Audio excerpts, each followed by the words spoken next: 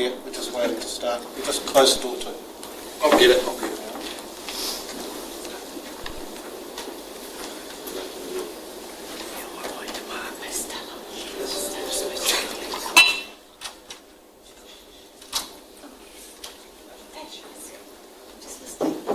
Okay, we're ready to go. I'd like to declare the meeting open, and we'll begin with the karakia.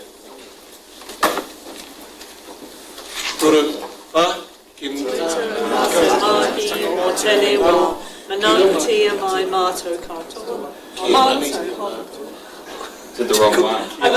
Sorry. We'll start again, shall we? We'll start the meeting with a karakia.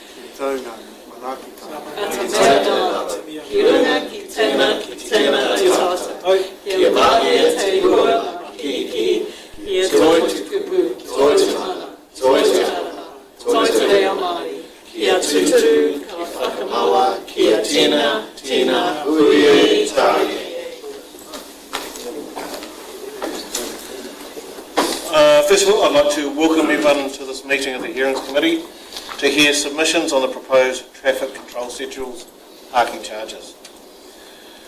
Just a quick rundown on how the afternoon will run. First, the committee will hear from each of the submitters. We will then move the recommendations in the report, and then the hearings will close.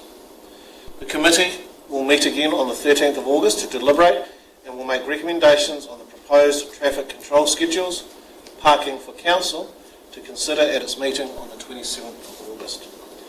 Please let me know if anyone wants to leave the meeting early, and just a reminder, the meeting is being live streamed. I would now like to call on members to declare any conflicts of interest that may have in relation to the items on the agenda. No conflicts of interest, and there are no apologies.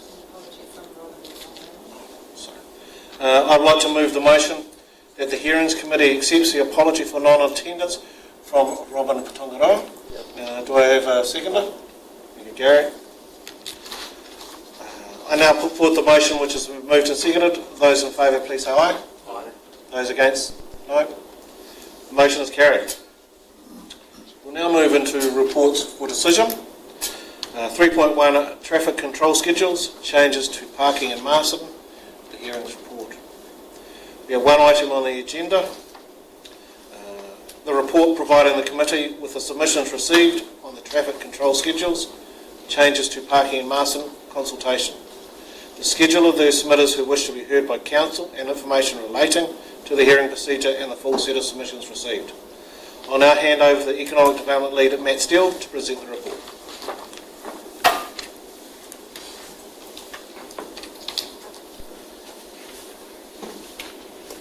Kia ora. Yes, so the report just provides you with all of the submissions that we received. So we received 48 submissions plus one late submission, and provides you with the list of submitters. So we had 9 people indicate they wish to submit. Unfortunately, one person is no longer able to submit. So we have 8 submitters for this. Yeah. Happy to take questions? Yeah, I'm happy to take any questions. Are there any questions on the report for Matt? Maybe one of the one of the key focuses for council has been consistency in terms of times. Yep. And some of the feedback that's sort of come back is that perhaps that consistency might be a problem because certain areas are their own little context. Yep. Have we looked into any of those contexts? So as we go through considering the submissions and preparing the deliberations report, we will consider some of those suggestions and potential of how they may be considered by elected members. We just work within the bounds of the traffic schedule, but you can make changes to the traffic schedule, so it might be that there are different approaches. Obviously within this, it's all within the realms of what we're consulted on as well. So I've actually got a couple of questions for you. Within the report, and there are areas that we are deliberating and deciding to take, there are bus stops and drop-off zones. They are not being removed in any any way, shape or form? No, so the intention is where we have specific, as you say, bus stops or loading zones or anything like that, they will remain in place. We haven't consulted on removing those, so they would remain in place and the changes would sort of happen around them.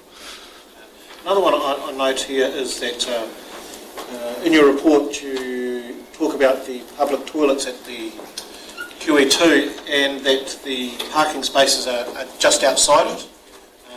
My anecdotal observations and Google Maps tells me it's about 75 metres between the 10-minute stops, 10-minute parking areas and the public toilets. Yeah.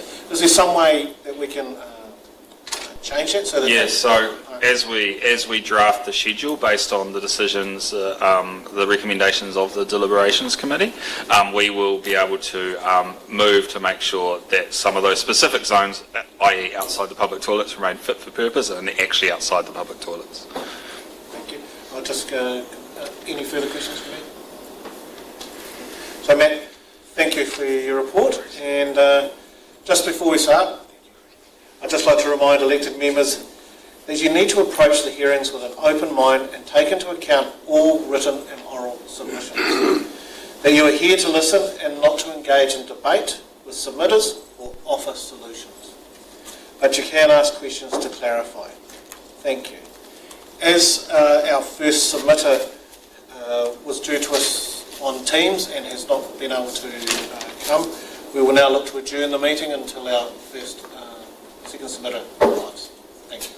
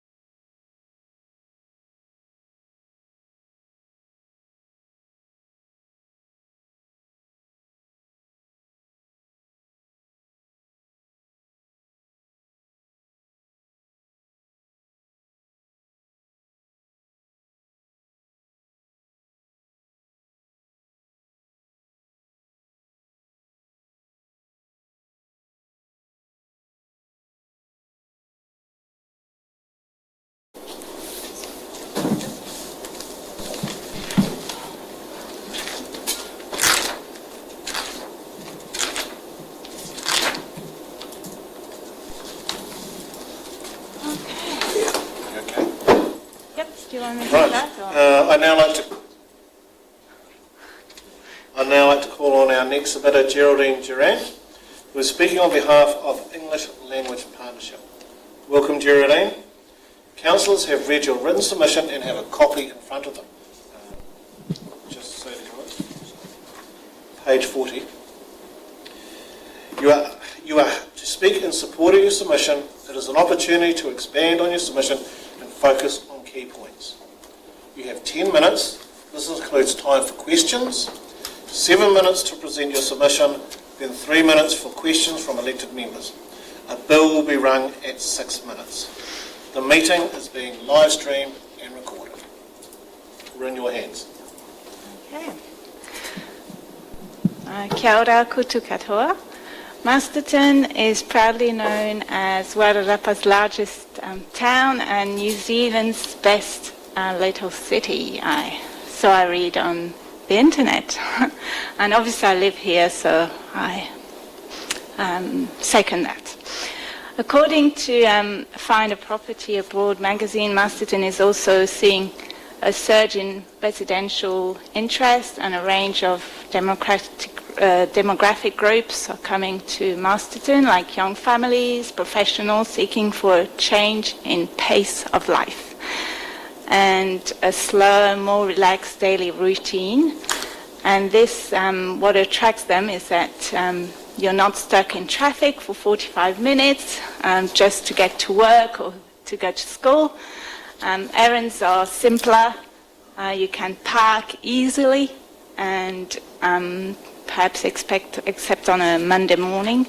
And you get things done quickly and still have time for a coffee and a chat, and not rushed. So you have a good chat with anyone in the street if you wish to. So that's the good thing about Masterton. But does anyone want to change this idyllic piece of life and by changing the parking? Will that change that aspect of our life in Whakaoriori? So let's park that thought, because I haven't come to talk just about Masterton. I'm here to represent English language partners, and we put a submission as part of our English class. So I'm one of the teachers there, and Mary's the other teacher, and and Farhan as well. And we gathered our students together and thought there was an opportunity for an educational and telling them about what goes on at council and how people are able to say what they think about parking or any subjects that come as a proposal. So we thought it was a good exercise, and we've decided to take right through to coming to talk to you today. So we actually talking on the aspect of Proposal 1, because that's the one that affects us, so that's the one that we've closely looked at. So how would parking limitation change our lives at English language partners particularly? So as I'm sure you all know, English language partners supports the community of people that have arrived in New Zealand from refugee background. So a student at English language partner can attend English classes up to 5 years. The first thing they want to do when moving here is their independence. So they like to have a car, they like to learn English, and they like to study, and learning English is part of getting to study or finding a job. So they're a good, motivated bunch of people, I'd say. And that means that, if we have about half of our class, or half of our students currently have cars, and we meet Monday to Friday, 9 to 1 o'clock. So if we change the parking spaces to 120 minutes, which is the current proposal, we would have to exit our class at 11 and start looking at parking elsewhere. So imagine the car dance going on Dixon Street at 11 a.m. with all our drivers trying to steal each other's car park spaces. That's a recipe for congestion and possibly chaos. So that's one of our, our thoughts. It will also reduce and impact our valuable time to learn and discuss life in New Zealand. It's also from the teacher's perspective, it will create another barrier to learning in that sense, and specifically, as we know, the government talks a lot about that, attendance is key, and we find that when people don't attend class, then their learning falls behind. So we feel that, that's another barrier to attending class. And we see an issue with attendance in New Zealand, but imagine if you've just moved to a country you don't know anything about. Some days, and also having lived a number of traumatic experiences, some days coming to class, getting out of bed is a real challenge. So you add another layer of difficulty, then we see this as a potential impact on attendance. We've also observed a number of cars parked around the education room, which is where we deliver our classes. That seems to be banded by the next door garage, and they're parked on the public spaces, so maybe something that could be done before we change the parking. And yes, the proposal doesn't seem to offer an alternative for workers, teachers or learners as to where they could be, how they could get to class. There isn't a bus service that goes through town. Some of our students live as far as Solway, so they're pretty dedicated when they first arrive with no car, and they have to walk 4 kilometers anyway, so that could be something really looked at. So just to conclude, really, the description on the net is likely to become a bit of fake as well, because if we do have 120 minutes, it's no longer be like take it easy to do your shopping and have a stroll in the park after shopping and having a relaxed coffee in a cafe. So what would help is to think of a solution for those who need to stay for professional reasons. That's probably the number one. And we proposed 300-minute limit instead of 120, as this would fit with our needs at ELP, and it also coincides with a lunch break for others who may work all day in the vicinity. So it means there's also more time to offer and explore alternative means of transport to town, for example, a bus service or a park and ride, which is not currently available. So that's mainly our thoughts as a group. So thank you for having us, and let's keep little Masterton the best New Zealand little city. Thank you, Geraldine. Are there any questions from the committee? Geraldine, thank you for that. Thank you for your presentation. The age of your students, what would the age be? Are they young people, or are they over? Between 19 and 50, I'd say. Maybe a few 50 plus. Ones, yeah. A few 50 plus, but mainly 90. Mainly 30s to 40s is the main age.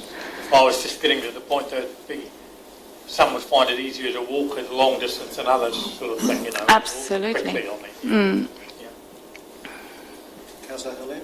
Yeah, thank you, Geraldine. How many in your group? So in my group, 17 currently, and in Mary's group, 15. So we've got, that's every day. Combined or separate? So, no, so, separate. So, But it goes from 9 till 1? And so your class every day goes from 9 till 1?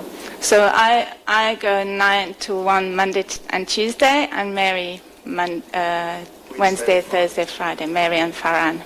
And at the moment, is there difficulty getting parks there?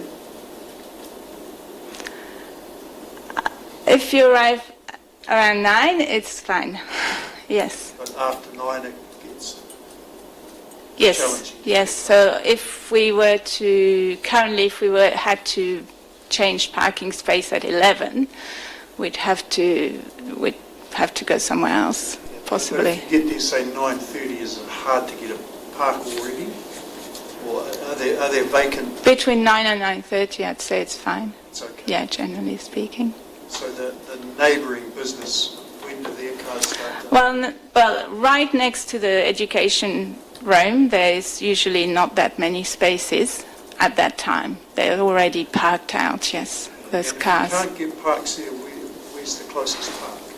If you can't get parks along Dixon Street by the park, or on the other side of the road by the education centre, where else do you get So you'd have to help me with the name of the street, but is the street where the police station, is that Park Street? Is it? Yeah, Park Street, yes. park? And so if they're late, they'll often park down Park Street, your students. Oh, They can't get a park, I'm they'll not, often go down yeah, Park Street. that would be, yes. But it's quite busy in there too, yeah. It's busy.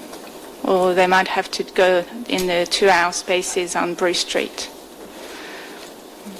And do most of them bring a car, or do they share? I'd say currently what happens is you have new students, and when they just arrive they don't have a car, but that's the first thing they want to do. I mean, we did a road course over the school holidays, and 16 students got their license out of 20, so, you know, straight away you have 16 people who are, you know, looking within a year of having a So car. On average, how many cars? I'd say car about, spaces? yeah, about half, About half? yes. So about 7 or 8 parks you need. Yeah, minimum, yeah. Councillor Holmes? No, actually, Tom's asked my questions. He's stolen my thunder. Yeah, Mary might have a bit more than 8 because she has students who stay, she does the beginners class, so her students tend to stay longer. So she might have a bit more than 8. If I may just acknowledge the great work that your company does, and an important part of our community. Thank you. Thank you. Thank you, Geraldine. The committee will meet again on the 13th of August to deliberate and will make recommendations on the proposed traffic control schedules and parking for council to consider its meeting on the 27th of August. Thank you.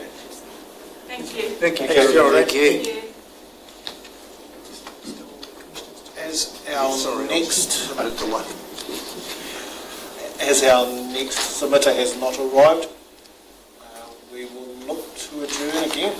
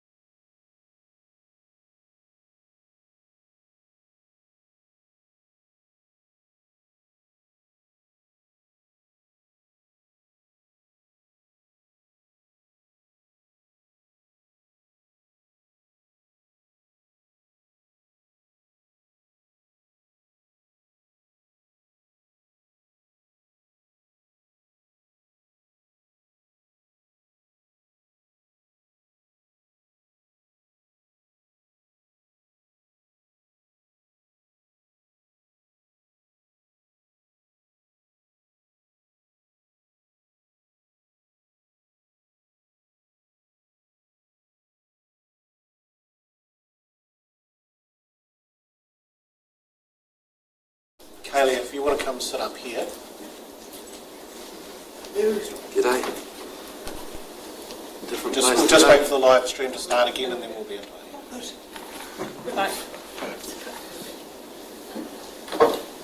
I now call on our next submitter, Kalia Bradshaw for New World. Welcome, Kalia. Thank you. Councillors have read your written submission and have a copy in front of them. It's page 45, councillors. You are to speak in support of your submission. It is an opportunity to expand on your submission and focus on key points. You have 10 minutes. This includes time for questions, 7 minutes to present your submission, then 3 minutes for questions from elected members. A bill will be rung at 6 minutes. Just remembering the meeting is being live streamed and recorded. All yours. Afternoon. Afternoon, ladies and gentlemen. I'm Kalia. Thank you for having me here today. You've obviously read my submission. Hopefully I won't use all the time required. The biggest opportunity here is, well, there's two factors I see in relation to the parking. Is in front of the pools, there is a challenge for parking. A lot of our customers struggle to get car parks next door to us at New World. And obviously the opportunity of 2-hour parking along that street makes a lot of sense. And particularly users who use the pool tend to be about a couple of hours. So being able to share that out and let our users use along there, because as you know, our leisure facility has the capacity to 200, 300 people at a time, and they really struggle to be able to get parking there nearby and safely. On the other hand, behind our store, we have a real challenge if it was to become 2-hour car parking behind. We have a lot of our team members from bakers, butchers, right through, who start work at 3:30 in the morning, and it would not be safe for them to park behind there. It generally is a concern, and at times we will not let any of our team, even now, arrive by themselves. So they arrive with 2 people at a time.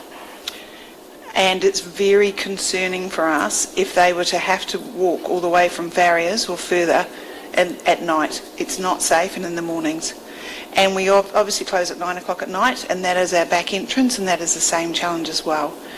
One of the observations along there is it isn't a problem to park along that.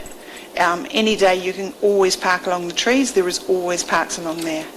So I understand where the need is and where there's a shortage, but particularly behind our street, it's not a challenge for car parking along there. We have plenty of spaces. We have a couple of businesses where people always make sure they don't park in front of them next to the trust, because we understand they obviously need parks. So perhaps putting a 2-hour limit right in front of those businesses, but the whole street would be a real struggle from a health and safety for our team. We are up to 120 people work for us, and at times in the morning we would have 10 to 20 people need to be there before 7 in the morning. And obviously we have a lot of trucks, and it's obviously highly used.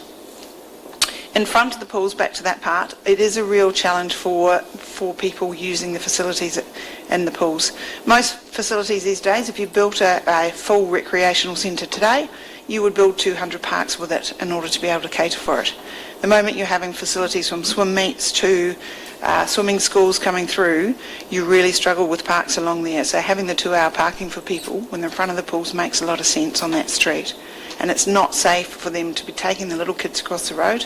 And interesting, there isn't any handicap parking right in front of the pools on the right side. You have to walk across the road to get the handicap parking, which I find quite strange. So if there was a recommendation, I would be recommending that you put a handicap park right in front of the pools on the right side of the road where it's safe. That is all from me. Thank you for your time. Thank you, Kalia. Any questions from the committee? Kelly, obviously your concerns are based a lot around safety, Yes, and that's safety of your workers. yes, very much so. It is, I've been approached many times, and I'm not coming in at 3 in the morning very, very regularly, but it is a safety factor for as you can understand, walking a fair distance, and at times I'm coming out myself at 7, 8 o'clock at night, and I'm walking probably at the equivalent of 2 blocks. I'm always conscious of where I'm walking at night. It's not particularly well lit along the back there, but I'd certainly feel uncomfortable if I was having to walk all the way to Farriers and even further. And that ultimately we have to make sure the safety of our team is a priority. And for us, as you can appreciate, if that parking along the back is not a challenge, people are not struggling for parks there, I don't understand why we'd need to make that 2 hours there, in that area specifically. So your answer, what should we do? Just leave it like it is, in your opinion, or? On the back street, yes. Yes, I would leave it as it is. And generally you can go down there now, and walking, we walk down to here, between the New World car park, and there was probably 15, 20 car parks past ASB all the way along empty. So I don't believe that section of Queen Street is a problem.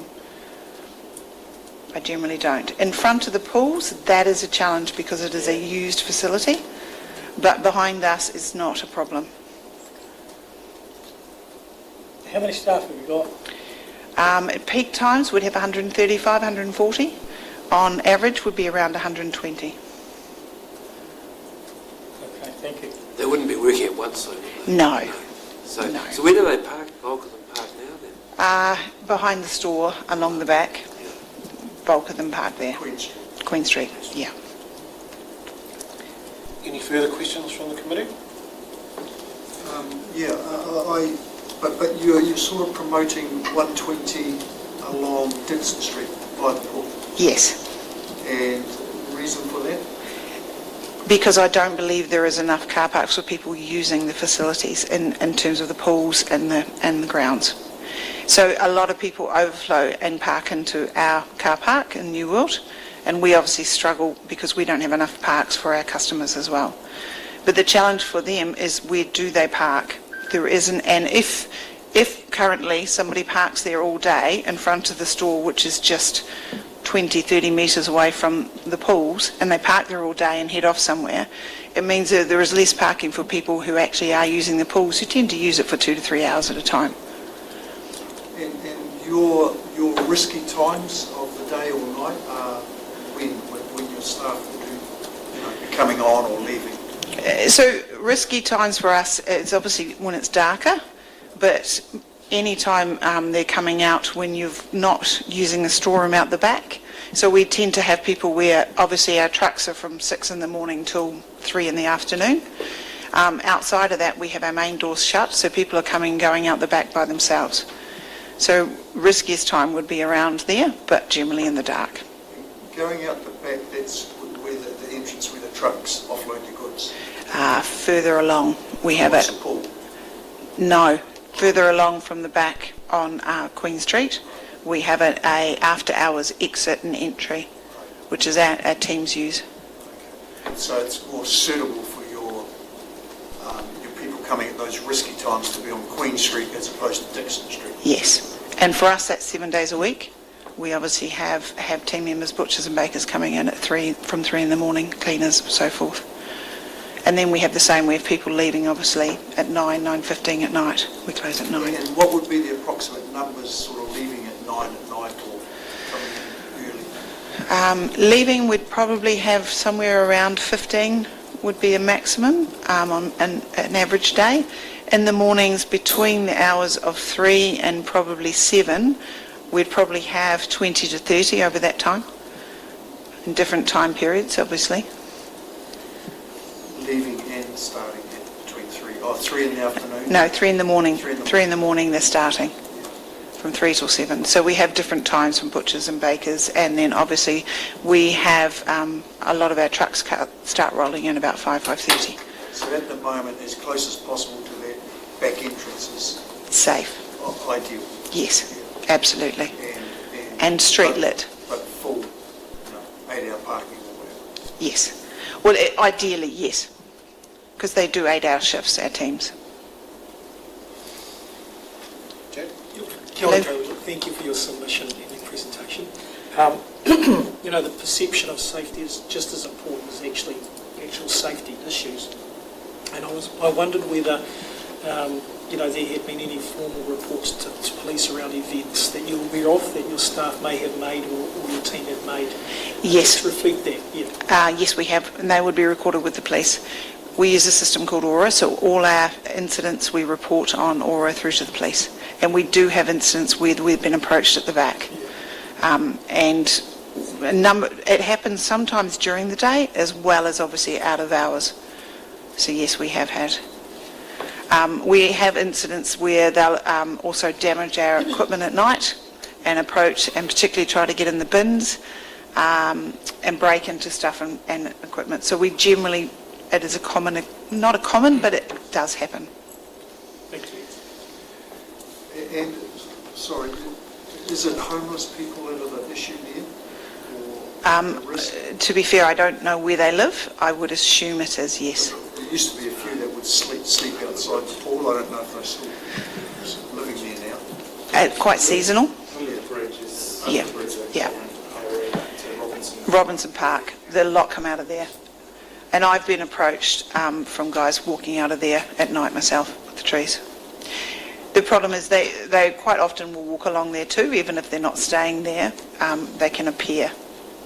And it is quite uncomfortable. It's a caution. With your backloading at the back, that's quite open there, isn't it? Do you ever have any trouble with pedestrians? Like I see you with your loaders and things like when trucks pulling in, and there's, it's not that busy, but at times it must get busy. Do you ever have any problems with pedestrians there?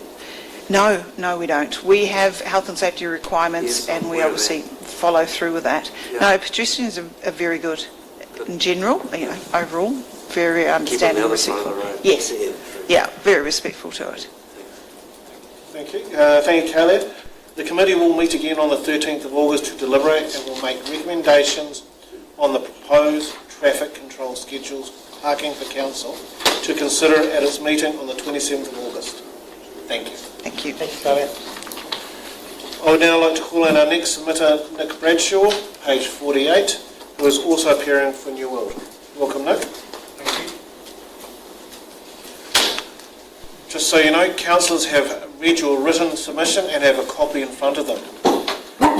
You are to speak in support of your submission. It is an opportunity to expand on your submission and focus on key points. You will have 10 minutes. This includes time for questions, 7 minutes to present your submission, then 3 minutes for questions from elected members. A bell will be rung at the 6 minutes. Just a reminder that the meeting is being live streamed and recorded. Up to you. Thank you very much. I think Kaylee has covered most of the points. Obviously, being man and wife, we talk quite a lot, and therefore, quite often we form our opinions together. Sorry, darling, husband and wife.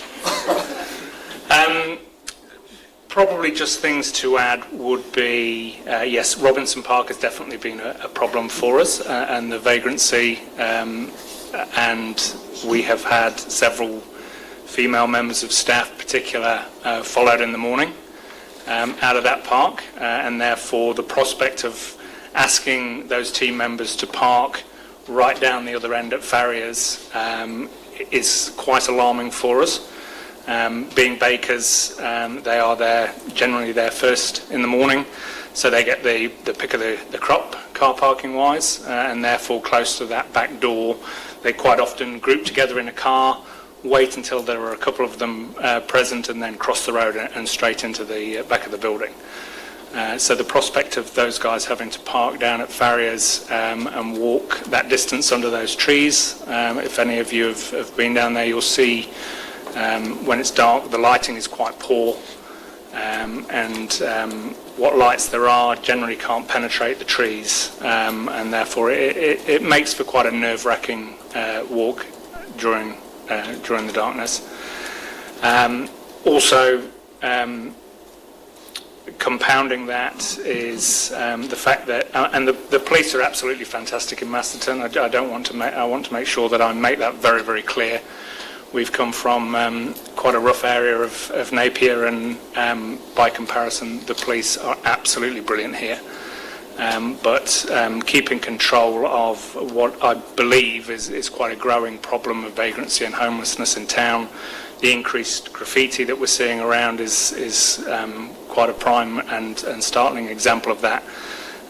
But the people that are coming out of that end of town are a struggle for us, and definitely a struggle for our team. And I think Masterton has a bit of a talent issue, attracting professionals to our town is a struggle, and I think that when you walk down the high street and you see the number of businesses that are struggling, the number of shops that are closed, it's not just a customer issue that those guys are having, it is a talent issue, and getting and keeping and retaining talented staff members for us is a full-time role. We're basically full-time recruiting all the time, and we have to make our town as an attractive proposition as possible to work in, as well as to visit, to shop in.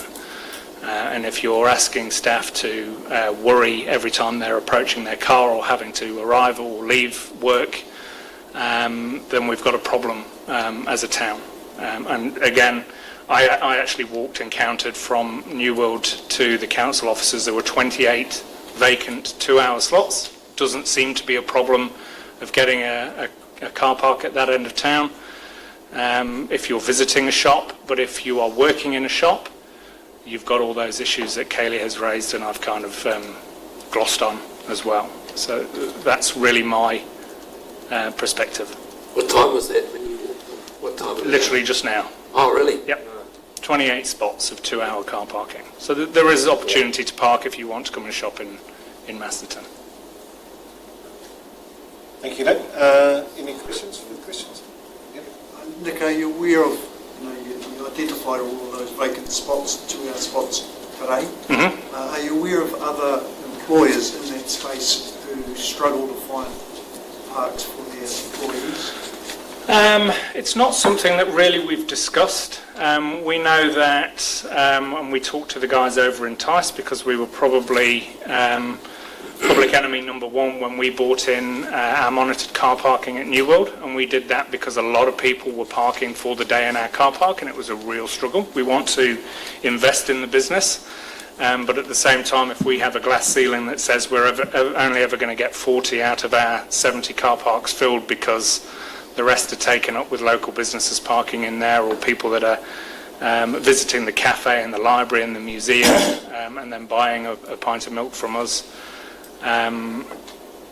we needed to bring that in, and we talked to a lot of the local businesses and gave them the rationale that this is why we're doing it. We're here to support the community. We want to draw people in, but I think there's always been a reasonable balance of you don't have to walk too far for the staff to get a car park for the day. It's just we're at the fringe of town, and therefore that car parking is available, but it just worries me that we're pushing that car parking too far out, and that those people that want to park for the day now are going to go, you know what, this is too hard, I don't feel safe, I'm worried, and that could be quite a deterrent for people. Any other questions from the committee? Nick, thank you very much for your submission. The committee will meet again on the 13th of August to deliberate and will make recommendations on the proposed traffic control schedules of parking for council to consider at its meeting on the 20th of August. Thank you. Thank you. Thank you, Nick.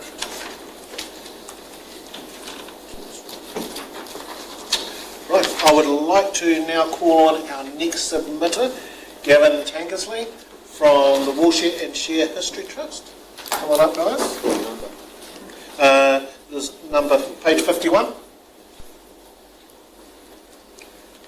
Just so you're aware, councillors have read your written submission and have a copy in front of them. You are here to speak in support of your submission. It is an opportunity to expand on your submission and focus on key points. You'll have 10 minutes. This includes time for questions, 7 minutes to present your submission, and 3 minutes for questions from elected members. A bell will ring at 6 minutes. Just a reminder, the meeting has been live streamed and recorded. You've been here before plenty of times, so you know the drill. Thank you. Entirely up to you. Thank you, and Murray Tomlin, fellow conspirator and long trust member, and also Murray will speak on our behalf because he's been almost touching base on the parking around our museum since we started the museum, and it's been an ongoing problem for us. Number one, I'll just quickly outline our situation. We're not against 2-hour parking along Dixon Street from our point of view. That's fine. but Murray has one or two points that he'd like to clarify in that regard. We met with council, and I think it was probably only about 12 months ago, with council officers, and we ended up getting 4 car parks that we could put voluntary submission signs on 2-hour parking beside our museum. Now, if you put 2-hour parking along the Dixon Street, we see that then our voluntary signs, which have no enforcement, become null and void because people know that there's no enforcement there. So we need a little bit of 2-hour parking beside our museum. The other thing that had been discussed is a couple of disabled parks, which we understood were going to be undertaken, which haven't been, and also a loading zone on the southern side of the museum fire engine complex, and that hasn't taken part either, but we want to, in this shake-up, we'd like to see these things enacted. And I'll hand over to Murray just to follow up on that. Yeah, it is. It's that parking out in front. We have a lot of people, like we get people coming to load, come in and out. If you put that as a 2-hour car park, well, where can anybody even drop anything off? It's a safety issue to have something out in front that can be limited so people can actually come into the museum to deliver stuff or whatever without having to go anywhere, because otherwise it's a safety issue to have something, somewhere to park for something, for people to actually be able to come in and out of the museum. When we started 23, 24 years ago, council said we had to have area for 23 car parks before you even said that we could actually put our museums there. And that was because of our floor space. And admittedly that councils change, rules change, everything. But we then had to, so we've got 29 car parks from down there and along the back. There's 29 parks there that people can park all day. Quite a few of the staff from the supermarket actually use it for a park, to park just there, and they come and park there all day. And that's our problem. We've got people coming there and they park down and along the back and they just stay there all day. And we've got no control whatsoever to have anybody that can come into the museum for any time, because it's used for people just parking as a day park. And if you put 2 hours right at the front, well, that then is even more so down that side and into the back. But if we could get at least, we want about 6 parks, we put them up. And then your parking meter man told me they're a waste of time because they're not an official car park.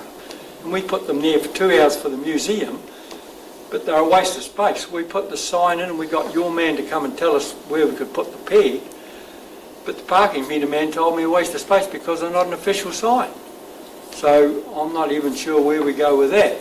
But if we could get half a dozen parks there that our staff, spinners and weavers and whatever can actually come and actually park somewhere within the cooey of the museum would be quite good.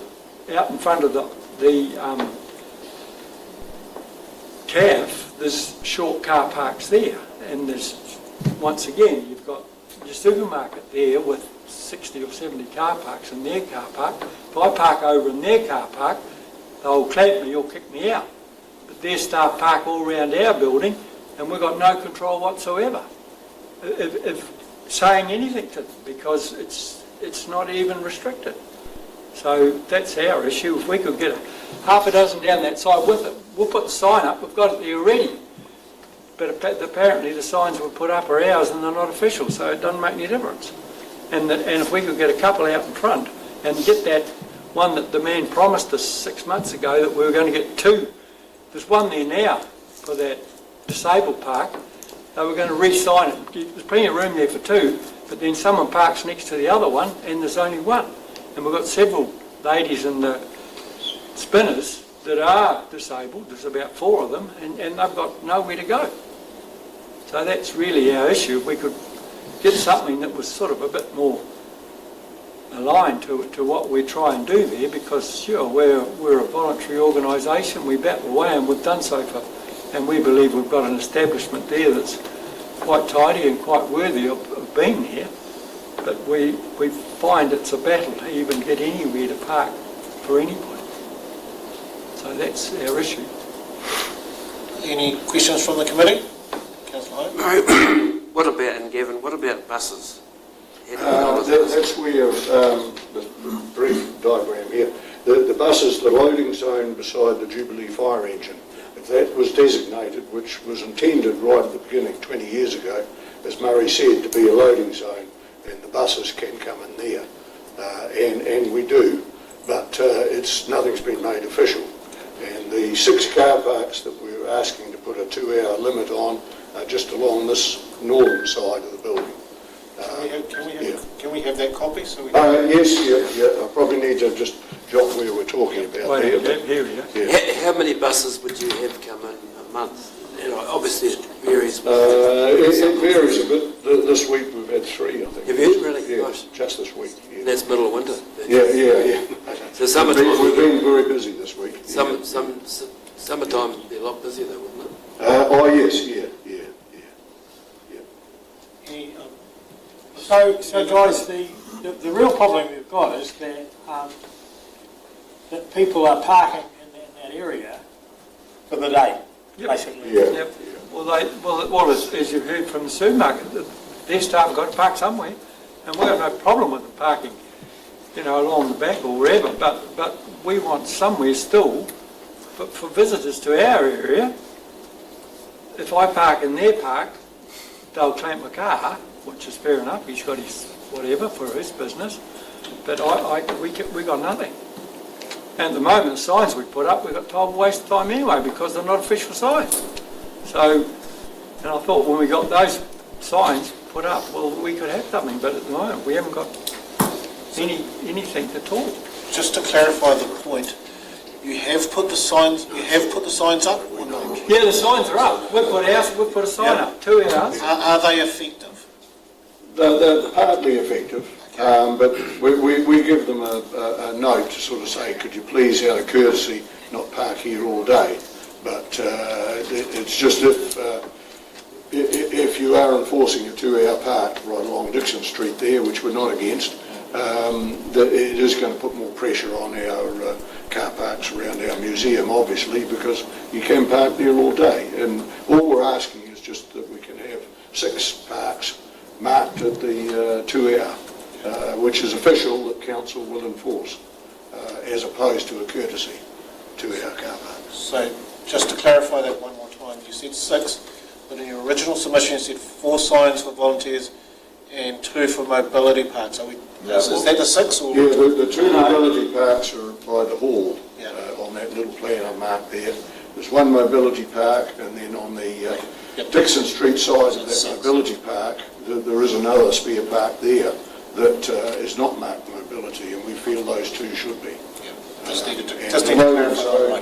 the loading zone down beside the Jubilee fire engine gives us the opportunity to pop a bus in there. And as I say, the last fortnight we've actually been quite busy. We don't know. You don't know. Gary, you had another Yeah, question? just what time of the day are you guys open? You go from what to what? 10 through till 4 o'clock during the week. So it's Friday night. That's 7 days. Yeah. It's only about 2 days we don't open. We're open right through the year, apart from Christmas Day and Anzac Day. Councillor? Yeah, thanks guys. So if you've got your 6 parks, Yeah. you want them reserved for the woolshed, or are you just saying make them? Well, no, if they're council ones, as long as they're limited to 2 hours, that keeps people moving on. Yeah. So if you've got your disabled parks, and then Yeah, two Six disabled parks 2-hour. by the hall, the 6 2-hour parks, and then the loading zone with the appropriate yellow paint down beside the Jubilee. Then it's sort of what originally was envisaged about 20 years ago. that loading zone, is that between where you are and the church? Yep. Yeah. No, the loading zone is on the hall side. Also. Oh, yeah. Yeah, on the Garage south side. side of the Jubilee Fire Engine Museum. Any further questions from the committee? Okay. Gavin and Murray, thank you for your presentation here Thank you. today. The committee will meet again on the 13th of August to deliberate and will make recommendations on the proposed traffic control schedules, parking for council to consider at its meeting on the 27th of August. Thank you. Thanks very much.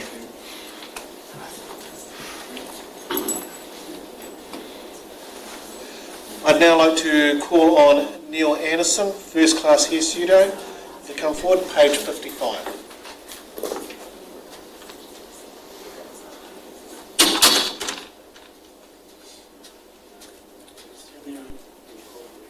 Neil, councillors have read your written submission and have a copy in front of them. You are here to speak in support of your submission. It is an opportunity to expand on your submission and focus on key points. You have 10 minutes. This includes time for questions, 7 minutes to present your submission, then 3 minutes for questions from elected members. A bell will be rung at 6 minutes. And just a reminder, the meeting is being live streamed and recorded. Thank you. I thank you for the opportunity, sir. This is one of my senior staffs, one of 3 that I employ up there. Now, my late wife and I have had this business for 25 years, and as far as I can recall, there's never ever been a parking issue ever up there.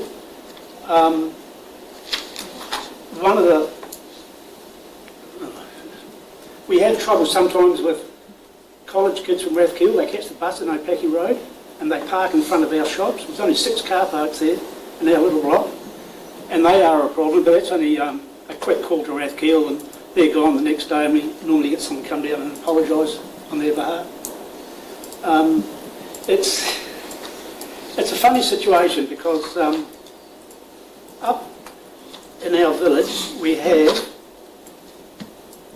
got a clientele that's fairly middle-aged to elderly, and some of their services can take well over 4 hours. Is that right, Amy? Yeah. Yes. And they pay good money to get their styling done, but if they're slapped with a parking ticket, we've lost clients, we've lost business, close shop. It's going to be that simple on us up there.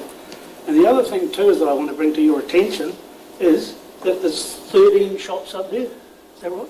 Yeah. 12, not including the dairy. Yeah, that's not including the dairy or the medical centre. The medical centre's got their own parking area. We have got 4 fast food outlets up there and 2 cafeterias out of 13 shops. We have our shop, our salon, and we have Clint at the tattoo shop there. We're probably the only 2 shops, businesses up there, that require long-term parking. And I can tell you right now that we're going to end up with no clients if they have to pay or get ticketed, because it just will not work up there. We've just left up there. There's probably half the car parks full, and the rest are all empty. Dish, their car parking is mainly around the corner on Cooper Street, because that's just as easy for them to park around there. They don't park down First Street. As I said, in the Sammy's, the laundromat and Basil's, that's got a restricted 30-minute parking there. That's not a problem. But our problem will be if we have to have 2-hour parking, we're going to lose clients straight away, because they're not going to come. They won't like getting slapped with a parking ticket. So I'll just leave it. Got anything to add, Emily? Yeah, just like as obviously a stylist for clients, it is an eye catcher that those parks are available, because obviously you're paying quite a bit of money for a service, and then if you, as you say, get ticketed on top of that, that's another cost that they're having to fork out. Yeah, and just another thing that I would like to add personally, that there is no space in our little village for the likes of new buildings, so the sense that our area isn't going to grow any bigger with new buildings or anything like that. So our 12 shops there is. Yeah, it's pretty much reached it. The village has reached its capacity as far as buildings go, and the car parking is quite adequate now. There's no way we need 2-hour parking there, because with the fast food outlets, it's in and out and gone. And the that's, dog, yeah, that's busy from about 11 till 2. It's just lunch rush hour. Yeah, and then with the dog grooming business, that's just a drop off and pick up later on in the day. There's no full-time parking there. But we have a problem with Hong Kong. They park 2 cars there all day pretty much, don't they? Yeah. Every day. The Hong Kong West takeaway. Yeah. They're pretty arrogant and they don't listen. tell you. I've had some run-ins. But I don't think we need to say any more than that, but I just want to make you guys aware we're dead against 2-hour parking up there because we feel it will ruin the village and our business. What about the tattoo shop? How long will they stay for? Well, I don't know how long does the tattoo take? Has We anybody never got a close. tattoo? Personally, I have tattoos, and yeah, appointments can go for anywhere up to 2 to 4 hours for a medium size Pretty tattoo. painful. Yeah, well, I don't know, Dave. But no, I just wanted to put, that's our point of view, that we respect what you're trying to do, but we don't, it's a self-shifting population of vehicles up there because of the fast food outlets. Okay? Any other questions? Tom? No, I think Holmesy got it. So Neil, basically you're saying there's not an issue at the moment, and so why change? Yeah, exactly. I think the status quo should remain for the sake of our business and probably Clint's. And the others just take, I don't know how long these new skin outfits, how long their appointments are, because they're only new to the district, or our area. There's 2 new ones up there, isn't there? Yeah. And so I don't know how long their appointment, but by observation, their service is quite quick, because they're right across the road from the salon. I'm only up there in the evenings normally, but Emmy's there all day and she can vouch for that. Where do your customers normally park? Because how many could you manage at once? How many customers? Well, the stylists probably 2 each. 9 times out of 10 we probably don't have 2 each. But our clients do tend to park out in front of our shop. They do tend to get a park. If they don't, then there are always parks on the other side. You know, clients come in and state, oh, I parked on the other side of the road today, or, you know. So there is parks there. It's just a matter of that quick turnover of the fast foods around that lunchtime. Neil, you do say, I noticed in your submission you've got on the end of it, if this goes ahead, we must have at least 3 long-term disability car parks on the northern side of First Street. And that indicates to me that you guys, that there are quite a few disabled people that... No, well, that's probably not quite right, Gary. We have some clients, elderly clients, that have got walkers and things like that. And it's probably a park there that we need for, not disability car park, but for people who aren't mobile, if you get what I mean. Yeah, we even had women coming in with wheelchairs into the salon. We've got a couple of wheelchairs. Yes, yeah. And we had one client that her husband used to drive right up on the footpath so she could hobble out of the door, out of the car to get into the salon. So this is the problems we're dealing with, yeah. And I think we put 2 of our car parks out there, we're shot. Any further questions from the committee? Neil, have you had any discussion with other shop owners in First Street? Yeah, I had with Dion at the pet groomer shop yesterday. As she pointed out, our salon is a destination. They come up there and they want to do something and they go. They want to get a feed, they drop a dog off, they want to get a tattoo or a hairstyle. They don't go up there and park up for retail. We've got no retail. We've got a little bit of retail at the salon, but that's about it. People just don't go up there and park and walk around the shopping. There's not a mall or anything up there. There's no other attraction apart from fast food, tattoos, and our salon, basically. No further questions. Neil and Imi? Yep.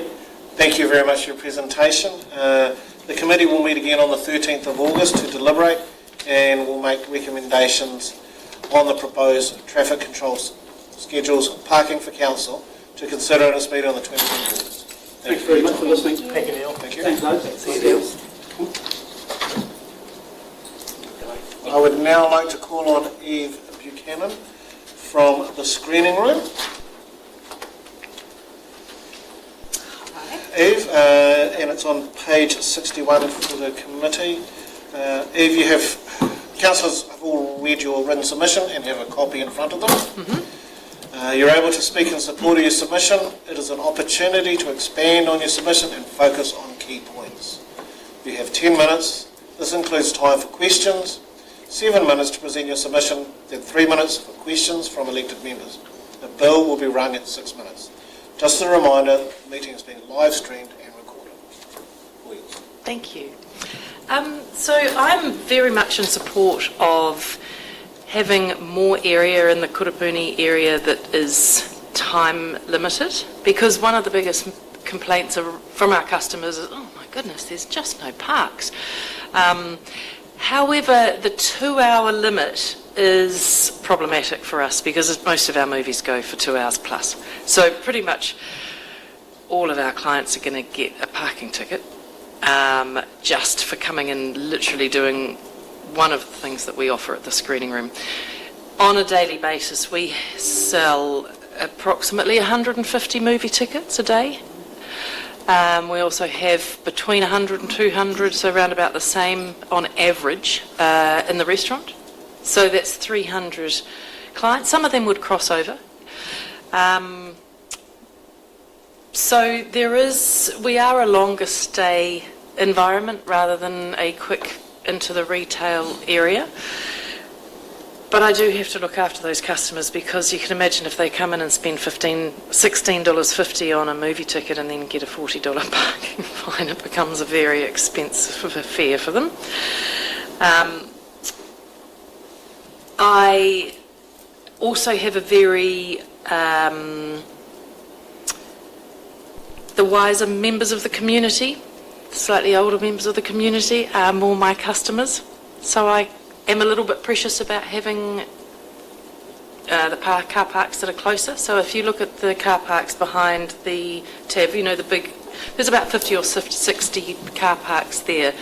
But our customers would have to cross 2 streets, and either way they go, whether they go to the Pack and Save corner or to the Butcher's corner, there is one street there that they don't have a crossing on. So it's not easy. So that's really far from ideal. That's better for our staff. So that's really better to keep those there, if anything, as the non-limited parks, which I know you're not proposing to limit that, but that would be sort of keep those non-limited parks there, so that the people who come to my restaurant or cinema actually can guarantee those closer parks.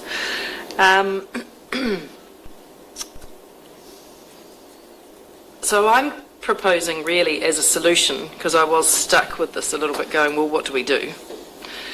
I'm proposing that we put in Kurupuni our 180 limit. And I know that's not common in New Zealand. It's probably only common in Auckland, Wellington, and I know Queenstown has some 180. However, I don't think if you have a 180 limit, you're not going to have every car park filled for 180. It is obviously only going to be filled for the time that the person needs to park for that reason. You're only trying to obscure people that are parking there all day to go to work, and they are not going to risk getting a parking fine, whether it's 120 or 180. They're not going to park there, because very few people work 3 hours. So I think you will achieve the same outcome, but you will protect the style of business within the Kurupuni region. And given that my business is probably one of the bigger ones, other than Pack and Save, and has quite an impact of the amount of customers and footfall in my business, I think that it does deserve a relatively strong consideration for the time that's taken. I think it will taken by our customers. There is also a little bit of concern for mine if I'm pleading for the 180. There are a lot of people that cross over, turn up for a 2-hour movie or a 2.5-hour movie, which is quite an investment in someone's time, but sometimes people are going to enjoy that, and that's what they're after. Then they come for a meal, could even cross the 180 mark, but that might be a little bit out of our hands. There are still obviously going to be some free parking areas around, so I don't imagine you're going to limit every single street, but you are taking up more of the non-limited streets into a limit. So that's pretty much my proposal. Any questions for me? Gary? Thanks so much. Are you proposing here, when you talk about your 180, for the whole of Kurupuni? I propose that, yes. And the reason being is that if you have 120 here and 180 here and then 60 there, it's so confusing. And I don't see that by making it 180 everywhere that you're actually losing anything. Because once you put a restriction on, you're going to stop the people who are parking there for 8 hours, full stop. No one's going to go, oh, thank goodness it wasn't 120, it's 180. I need a park for 3 hours, so I'll go out twice during the day and move my car up and down the car park, get rid of the chalk mark, and then go. I think you're going to achieve the same thing, but you're going to preserve the customers of my business while you're there. Just for consistency more than anything. And just as a matter of interest, because it's always interesting me, where do you count Kurupuni? Sorry? What's the area you see as Kurupuni when you're talking about this parking? That is a great question, Gary. It's a question I've often wondered. Kurupuni, I'd probably say from the corner of Motorworks, or where the sort of across the road from the warehouse. So that down through our block, right down to the roundabout. So including the funeral home. But I haven't actually looked at any of the car parking around. I don't think there is any around the funeral home that is timed, is there? Funeral home? No. No. So it's really mainly just that T-sec, that cross. I know the park you're talking about. Yeah. It's always interesting. Committee, any further questions for you? Just thanks, Greg. Ian, where's the main area that your customers park?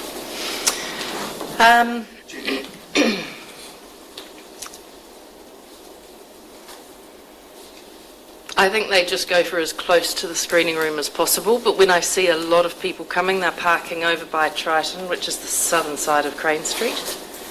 So it is, I think I sort of see a lot of people walking there, or the northern side of Crane Street, so literally right outside our door.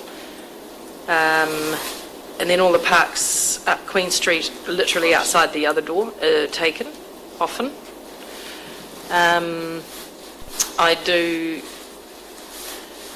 have a few people attempting to, who not anymore, but attempting to park in the Pack and Save building, and they've received parking fines there. I am concerned that the car park that is behind all of the retail shops there, being able to house 50 to 60 cars is not enough for all of the staff in Kurupuni. I mean, I don't know how many Pack and Save would have in their building at any given time, and I'm meaning staff. We, on a very busy day, I have about 20 in my team, but obviously they're not all at once. Probably on one of the bigger days we might have 11 people, but we supply 3 car parks anyway. And a lot of my team park on Dixon Street. And I sort of wonder whether Pack and Save, with all of their car parks, they couldn't supply some to their staff. If that car park that's behind the tavern, behind all of that retail, isn't enough for the staff, the people who work in the Kurupuni region.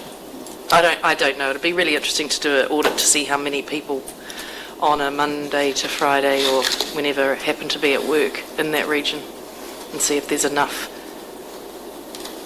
Yeah. I just missed the number through your premises in a day. Was it 150? It's 150 for the movies and 150 for the restaurant. Okay. Consideration that there's some there that cross over. And obviously that's an average, so on your Fridays and Saturdays that's much higher, and on a Monday you'd probably be a bit lighter. Yeah. Questions completed? Eve, thank you very much for your presentation. The committee will meet again on the 13th of August to deliberate, and will make recommendations on the proposed traffic control schedules. Parking for council to consider as meet on the 27th of August. Thank you for your time. Thank you, Craig. Thanks, Eve. I now call upon Angela McLaughlin from Absolutely Boutique, page 64 of your report. Angela, councillors have read your submission and they have a copy in front of them. You're here to speak on support of your submission. It is an opportunity to expand on your submission and focus on key points. You have 10 minutes. This includes time for questions, 7 minutes to present your submission, and then 3 minutes for questions from elected members. A bell will be rung at 6 minutes. Just a reminder, the meeting is being live streamed and recorded. Hello. I'm definitely all for the time limit to be put in place in Kurupuni. I do feel like 2 hours might not be enough, especially for the screening room, as they do bring a lot of customers in for us retailers. But my main concern is the big car park behind the tavern. I feel like that could be timed as well, because I turn up for work about 8:30, and half of it's full, and I see a lot of Pack and Save staff hopping out of the cars in their uniform, and that's that car park done all day. Christmas time, it's chocker with the Pack and Save staff. Obviously they have a lot more staff over Christmas time, which means our Christmas trading is a lot harder because our customers can't get a park. And if they can't get a park, they just go, and then they go and shop online. Christmas is vital for us. It helps us get through our winter times when it's quieter. So when we miss out on that customer, it's very hard. So I would love to see that car park be timed as well. Maybe a little bit more generous than the 2 hours, just to help also the screening room, which generate a lot of foot traffic into our shopping area. Solution, a part of me thinks where there's a grass area in Kurupuni where there is the beautiful gola, that could accommodate quite a few car parks in there. It's space that's not really used for anything else. You don't see market days or anything else used there, and it could solve a lot of issues in Kurupuni for parking. So that's my main concern, is if people can't get a park, they're gone, and then they go and shop online. I don't do an online shop.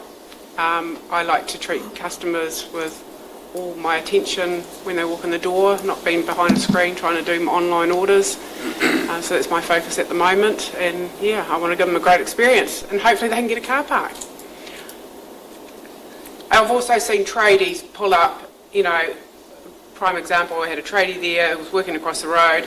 He had a ute and a trailer. He parked there all day. I went over to him. I said, please, is there any chance you can park this vehicle somewhere else? You're taking up 2 valuable car parks for our customers.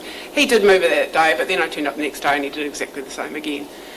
So that's really frustrating as well, because it's 2 vital car parks. That was opposite by the pharmacy, which a lot of customers just come in, get their prescriptions and go. And it's very, it was a close, handy car park for people that, can't walk too far. So, time limit will be great. It's just getting it right. Questions? Just how often is that car park opposite the tavern? Where you angle in, but just before you go across to the pharmacy, is that full most of the time? It seems to be quite a lot of people. Yes, that comes and goes quite quickly. It has a great turnover unless you get someone that just parks there all day, and that does happen. It does happen. So it's frustrating. Sometimes it's staff, sometimes it's, people staff. There's no way I would allow my staff to park in such an area. Or you get tradies, I get tradies that got to park somewhere as well, but when it's very close vicinity and within a car park that we rely on, that someone can get a park and come in and go shopping. Tradies can get in the back of your place though, can't they? They can. Yes. And that's, any tradie, I've had a few tradies work in my building lately, and they've always parked right up to our back door. Angela, are you saying then that you would like to see Kurupuni 2-hour car park? I would believe 3 hours would work best, because of the screening room has, their clientele is very important to all of us as well in Kurupuni, because they do generate a good clientele. Like, we get ladies come in, they've just been to the movie, we talk about the movie, so a lot from the screening room does come to the boutique as well. So if people can't park and go see the movie and then, have a little quick look around Kurupuni, that would be sad for us, our retailers. 3-hour car park. Yeah. Any further questions from the committee? Angela, thanks for your presentation. You've mentioned clearly the time frames obviously of concern, but also the volume of parking, and you've referred to that. I think it's a verge area as well, isn't it? Yes. Am I understanding you correctly? Yes. Yeah. Okay. Angela, thank you very much for your presentation. The committee will meet again on the 13th of August to deliberate, and will make recommendations on the proposed traffic control schedules, parking for council to consider at its meeting on the 20th of August. Thank you. Thank you very much. Thank you.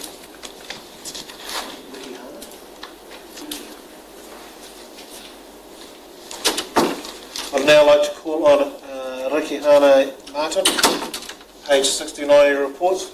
Come forward and speak.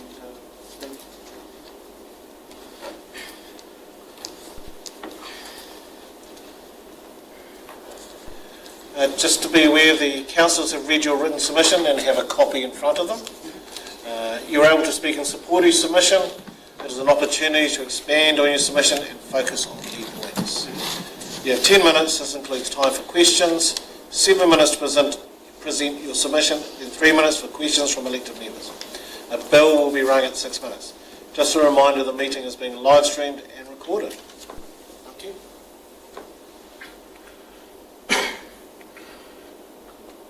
First start, can I say my pipi here? Total.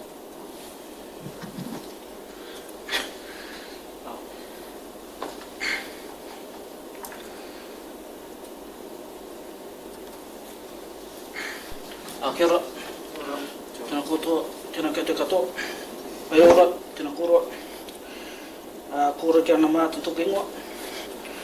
Ko Stephen Nuki mātu toki pāpa. Ko Nuki mātu toki koro. Ko Sendai mātinga. Toku grandfather. Ko Te Kauwhata mātinga. Grandfather. Nora rā tēnā koutou. Ko Ngāti tō rangatiri, ko Ngāti tō rangatiratanga te iwi, ko Tāni te waka, ko Titau Hauhuru, ko Takapuwaia Marae, ko Pareroa Hau,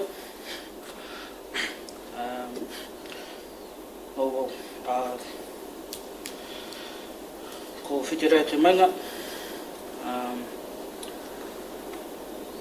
ko Te Raupa te Tangata. Nō rā tēnā koutou, tēnā koutou, tēnā koutou, tēnā koutou katoa.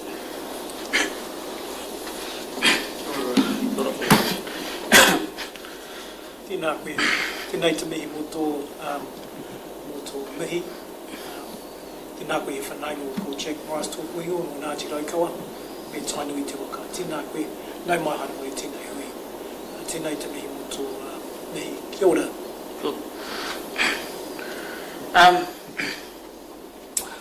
On behalf of my tupuna and ancestors coming from Wellington, I'm here to speak on behalf of my lot, on behalf of Ngāti Kahanunu.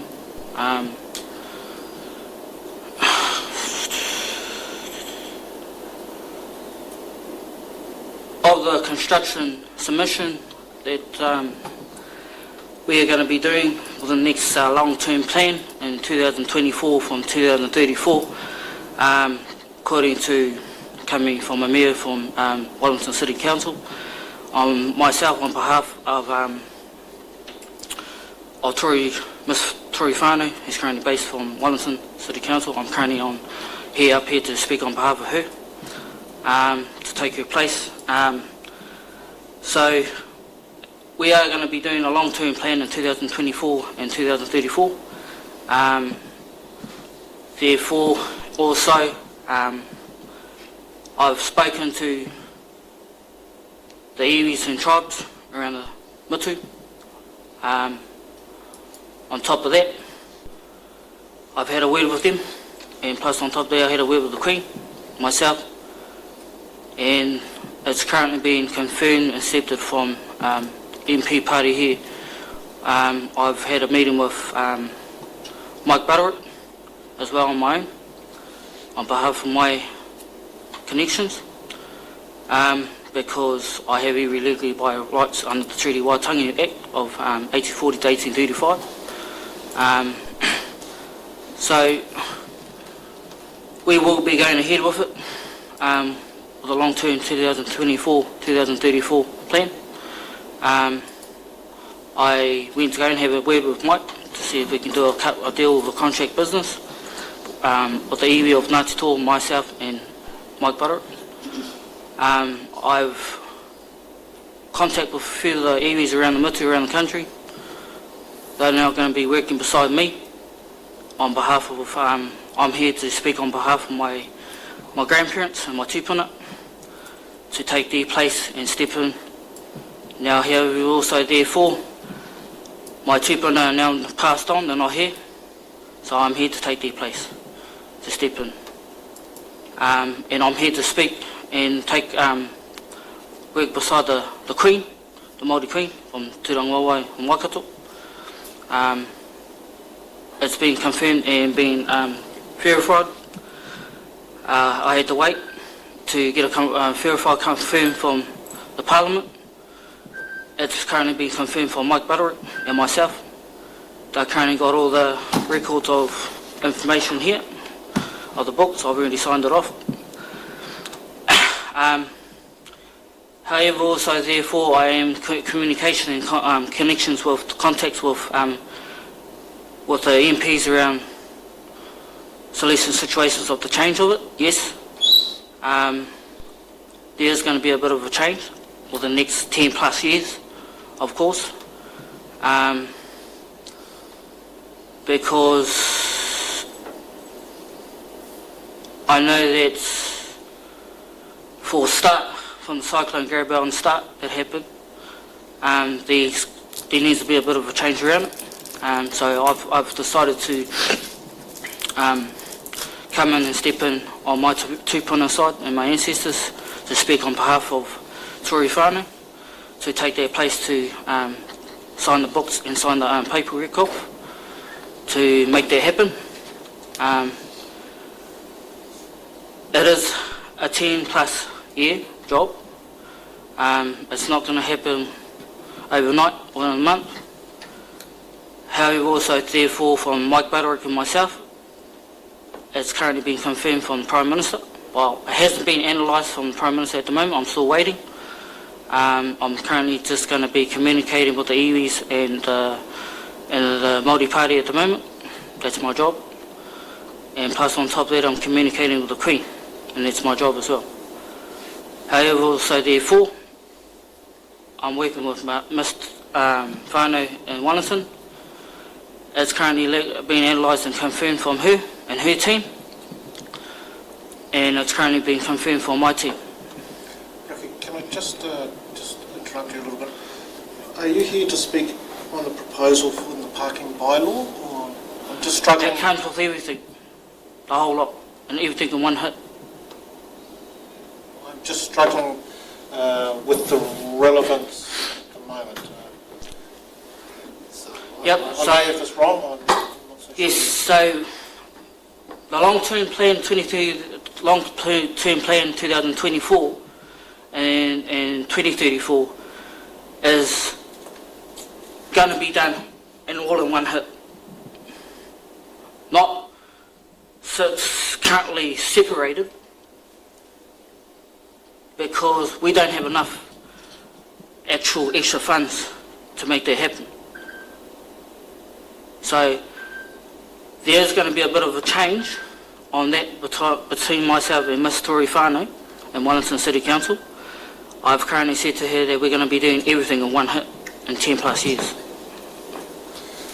Ricky, unfortunately we've run out of time. That's fine. Yeah. Hey, thank you for your presentation. Yep. Are there any questions from anyone So any questions, from the committee? hit me up.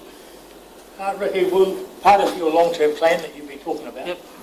it will have parking as part of that long-term plan? That is correct, yes. Yep. That is correct, yes. And you will Indeed. keep in touch with us? We'll how be that in works? touch, Thank you. myself and Wellington. Thank you. And Ricky Hunter, in terms of that long-term plan, you're wanting to make sure it gives effect to Te Tiriti. It doesn't affect through the Treaty of Waitangi, but however also therefore under the 1814 to 1835 Act section of 45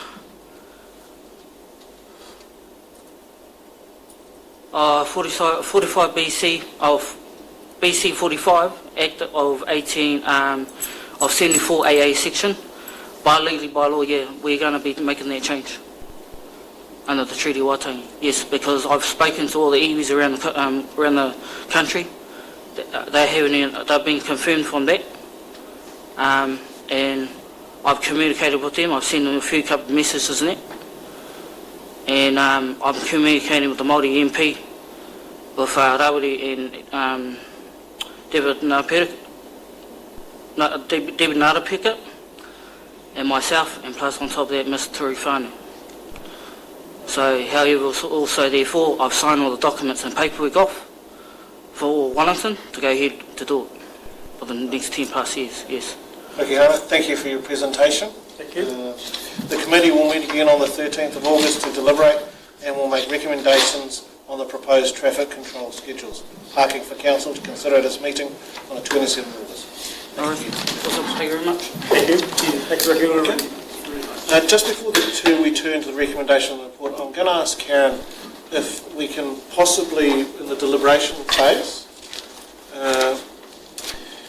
if we are in mind not to agree to all of the proposals, can they be broken down, split into individual areas for deliberation?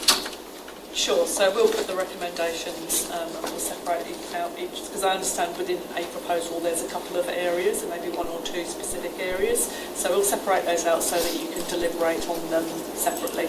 Okay, thank you very much. Could I just ask too, Karen, just to clarify, we, as a committee, we will deliberate and make recommendations. That's right, making recommendations to and council. And it goes before council. That's right. Who haven't heard That's right. who haven't heard these submissions. That's right, that's why we must have a set of That's minutes right. and recommendations to council. Yeah, and that's just the process. We have been given charge to make any form of recommendation and do the process, and then it goes forward. It's the same as the bylaws committee. Because council Yeah, no, I can't, understand. yeah, council can't delegate the making of a bylaw, which is effectively if we're amending the schedules, that may be potentially a recommendation about amending the bylaw. So we will need to have a robust discussion, and if there are further questioning by others, then I'm quite happy to answer them. Okay. if there's any further information that you would like officers to address in the deliberations report, now's the time to give us some instructions. Well, one of the things that comes out of it over the New World one, to me, is that it's more of a safety issue than a parking issue. And how does that be addressed when really that's just it's another issue? We can respond to that. And also, I'd like some guidance around the 180 at Karapuni as well. Both the TAV car park as well. Yeah, just a little bit of that. And Lansdowne, I don't think we need any further direction. No. Okay. I'm just looking through my notes. New World. The Gavin, the Woolshed. Just a little bit of, have we got any background as to, they were talking around the 6 Irons for Volunteers, and there was some discussion that council had a previous discussion with them. Are we? Yes, we're aware of that. Yeah, so we're aware of that, and we can respond to that within the And just to be clear, we will be responding to other submitters' recommendations as well. So it's not just the people that you're hearing that come to talk to you today, it's other issues that have been raised. The views here are that were heard here, are very consistent with the feedback that we received, essentially. And also, can we get some, for me, some clarification over Ricky Hana's presentation? We can look to his submission that he's provided. Okay. We'll ask that of you. Can we, in terms of a focus, I'm really interested in how the parking changes or proposed changes might affect employers, particularly in town, and I think that's a significant thing for us to be considering. We'll provide advice. We don't want that Main Street dying anymore than it is. Just, you know, I just want to concur with Gary's view about the safety issue with respect to new parking. Yeah, I think you may make parking changes. Does that necessarily eliminate some of those other safety issues involved? Does that involve improving street lighting? You know, have we just considered those factors? Yeah. So we're able to suggest that we change parallel parking to angle parking? I believe... Is it out? Do we have that ability to... I believe it is within scope for us to make recommendations. The council, however, council staff would have that right of reply, and we would move forward from there. But you can discuss that in the deliberations. Yep. With the Shears Museum, that's been an ongoing saga for at least 8 or 10 years. And we might leave this for the deliberation. Yeah, no. Instead of the hearing side of it. Yeah. Okay, so we'll just move on here. Okay, so I'll turn the recommendations in the report. The recommendation in the officer's report is that the Hearings Committee 1 receives a full set of submissions received as part of the traffic control schedules, changes to parking and Masterton consultation. 2, notes that 48 submissions were received on the traffic control schedules, changes to parking and Masterton consultation. Notes that 8 submitters are confirmed to be heard at the hearing on the 6th of August 2025. 4, notes that deliberations will take place on the 13th of August 2025. I will now move to the motion being the recommendation of officer report. I'll move that. We don't have a seconder. Thank you, Councillor Holmes. I now put the motion which has been moved and seconded. Those in favour, please say aye. Aye. Those against, say no. The motion is carried. We will conclude the meeting with a karakia. The closing karakia. We'll get this one right, hopefully. Kia mutu mātou mahi o tēne wā, manakiti e mai mātou katoa, o mātou hoa, o mātou whānau, ai o ki te aorangi. I'd like to thank you all committee members for attending today, and we have a member of the public. Thank you for attending and sitting through the whole text.